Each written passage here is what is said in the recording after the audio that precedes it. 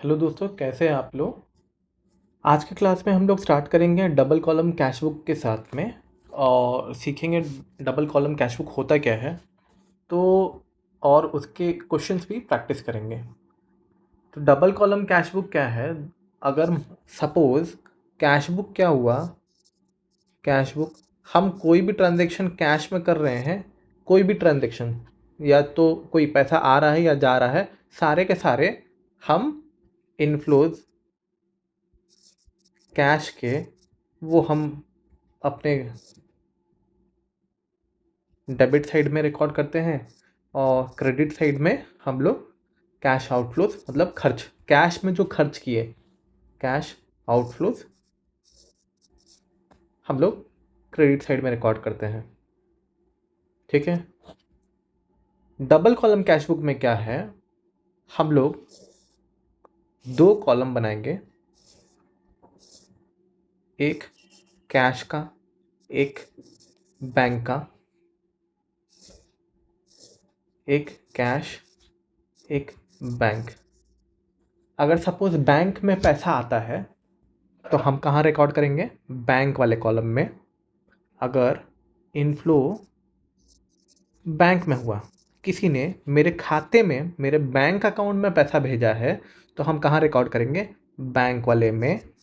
अगर कोई मेरे को कैश आके नगद आके देता है, मेरे को हाथ पे, मैं दुकान पे बैठा हूँ, मेरे को हाथ में आके दिया, कैश इनफ्लो हुआ, तो मैं क्या करूँगा, दो खाता, मतलब मेरा बिजनेस बहुत ज़्यादा बड़ा नहीं है, तो मैं क्या कर रहा हूँ कि एक ही बुक में, एक ही रजिस्टर में मैं दो कॉलम बना लिया, एक कैश का और एक बैंक का।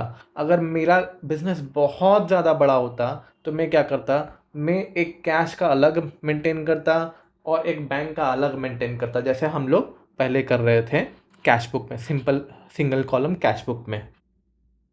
तो यहाँ पे क्या होता है कि बहुत बार ज़्यादा बड़ा बिजनेस नहीं होने के कारण में और ज़्यादा बुक्स मेंटेन नहीं करने के कारण में हम लोग क्या करते हैं, दो कॉलम का कैश बुक बनाते हैं, जिसमें कैश अगर मेरे को कोई दिया तो मैं कैश के कॉलम में रिकॉर्ड करूँगा, अगर मेरे बैंक अकाउंट में कोई पैसा भेजा तो मैं बैंक वाले कॉलम में रिकॉर्ड करूँगा। सेम अगर मेरे को कोई खर्च करना है और बैंक से कोई एक्सपेंस हुआ, ठीक है, बैंक से मैंने किसी को ट्रांसफ़र किया, तो मैं यहाँ पे क्रेडिट करूँगा बैंक को। और कोई कैश में मैंने एक्सपेंस किया तो मैं क्या करूँगा, कैश को क्रेडिट करूँगा। ठीक है। तो क्वेश्चन है, क्वेश्चन नंबर हम लोग एक क्वेश्चन करेंगे, क्वेश्चन नंबर 6, और इससे हम लोग स्टार्ट करेंगे ताकि और हमें क्लैरिटी मिले। देखिएगा क्वेश्चन नंबर 6, क्वेश्चन नंबर 6 से स्टार्ट करते हैं। तो क्वेश्चन नंबर 6 आपके स्क्रीन पे भी दिख रहा होगा। देखिए लिखा हुआ है, right up cash book of Rajkumar with cash and bank column from following transaction. ठीक है।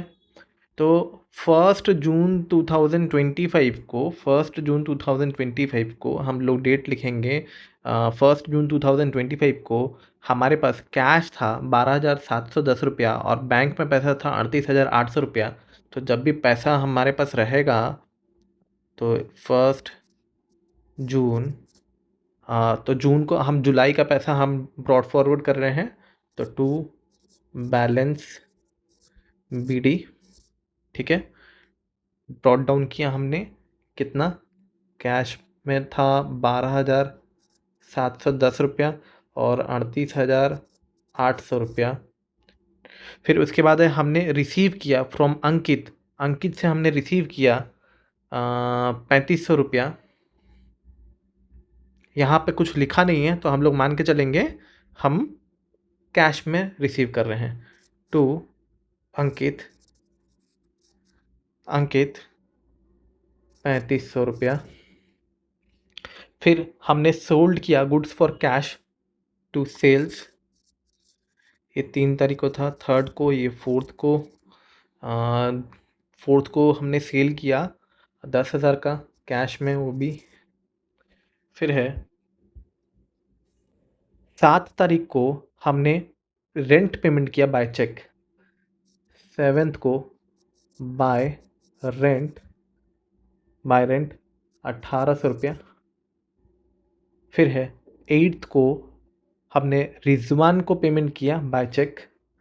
8th को बाय रिजवान को हमने पेमेंट किया 3000 रुपया। 10 तारीख को बॉट गुड्स फॉर कैश, हमने कुछ सामान खरीदा, हम कुछ स्टॉक खरीदा 25,000 रुपये का। 10 को 10th को बाय परचेज बाय परचेज 25,000 रुपया। ठीक है। फिर उसके बाद में है 12th को हमने पेमेंट किया फॉर स्टेशनरी और drew from bank for office use 200 रुपया। नहीं, हमने paid cash for stationery 200, drew from bank है 8,000। तो हम लोग लिखेंगे 12th को बाय स्टेशनरी कितना 200 रुपया। हमने कैसे पेमेंट किया है? कैश में पेमेंट किया है 200 रुपया। और हम 8,000 रुपया कैश विड्रॉ कर रहे हैं बैंक अकाउंट से, तो बैंक अकाउंट से तो घट जाएगा, लेकिन फिर वो कहाँ आकर रिकॉर्ड होगा? कैश बुक में, क्योंकि कैश हमारा बढ़ जाएगा। बाय लिखेंगे यहाँ पे कैश विड्रॉ कर रहे हैं यहाँ पर 8,000, और वही 12th को टू कैश हमारा बढ़ जाएगा 8,000 से। फिर है 15th को, आप 15th को देखिए। 15th को हमने रिसीव किया cheque from Kapil and send it to bank, हमने बैंक में भेज दिया है। तो जब हम चेक भेज दिए हैं तो हम रिकॉर्ड करेंगे अपने बैंक अकाउंट में कि हमने चेक रिसीव कर लिया है। 15th को टू चेक इन हैंड। ठीक है, ये अभी इन कैश नहीं हुआ है, हमने चेक जमा किया है, तो हम अपने खाते में रिकॉर्ड कर लेंगे कि भाई हमने चेक जमा कर दिया है। 6,600। फिर है पेड फॉर एडवर्टाइजमेंट 750 रुपया 16th को बाय एडवर्टाइजमेंट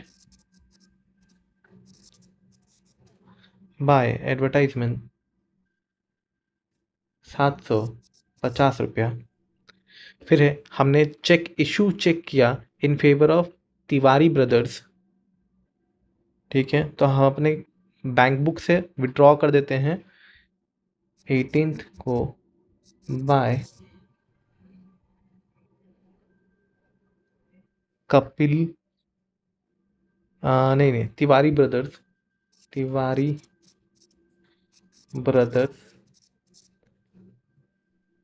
ब्रदर्स 4,300 रुपया।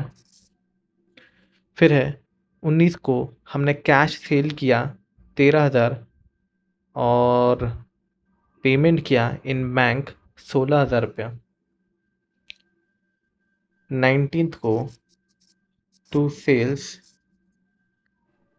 13,000 रुपया। और उसी दिन हमने बैंक में पैसा जमा किया टू बैंक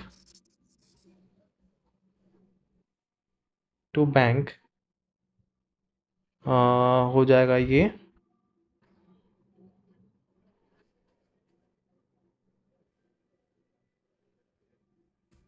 सॉरी, यहाँ पे हो जाएगा टू कैश जमा किया हमने 16,000, और 19th को ही हम कैश विड्रॉ कर लेंगे बाय बैंक 16,000। 19 के बाद देखिए आप 28th को हमने रिसीव किया cheque from Sushant and sent it to bank. हमने रिसीव किया और उसको भेज दिया, तो हम भी इसको रिकॉर्ड कर लेंगे टू। हम सुशांत भी लिख सकते हैं या फिर चेक इन हैंड भी लिख सकते हैं, टू चेक इन हैंड, क्योंकि वो क्लियर नहीं हुआ है। 2400 रुपया। 22 को हमने स्कूटर खरीदा and paid for the same by cheque. ठीक है, तो 22 को बाय स्कूटर, बाय स्कूटर 28,000 रुपया चेक से पेमेंट किया, तो हम अपने बैंक अकाउंट से घटा देंगे 28,000 रुपया। 25 तारीख को bank return Kapil's cheque dishonoured. ठीक है, अच्छा कपिल का चेक कितना का था? 6,600 रुपये का। 6,600 रुपये का जो चेक था वो क्लियर ही नहीं हुआ, तो हम क्या करेंगे, फिर से अपने बैंक अकाउंट को घटा लेंगे। 25 तारीख को बाय चेक इन हैंड 6,600 वाला, इसको हम कपिल भी लिख सकते हैं। यहाँ पर अगर हम कपिल लिखते तो यहाँ पर भी हम कपिल लिखते हैं। ठीक है, 28 को हमने पेमेंट किया सैलरी बाय चेक। 28 को बाय सैलरी 18,200, सॉरी 500, और paid trade expenses by trade expenses 2,000। कुछ लिखा नहीं है तो हम मान के चलेंगे कि कैश में पेमेंट हुआ। फिर है 29 तारीख को कैश सेल किया हमने। 29 को टू सेल्स 9,500 रुपया। फिर हमने 30 तारीख को हमारे पास पैसा जो भी था या फिर मान लो 10,000 रुपया था, तो हम वो बैंक अकाउंट में जमा कर दिए। तो टू कैश बैंक के कॉलम में बढ़ जाएगा 10,000 रुपया, और हम क्या करेंगे 30 तारीख को अपने कैश बुक से घटाएंगे बाय बैंक 10,000 रुपया।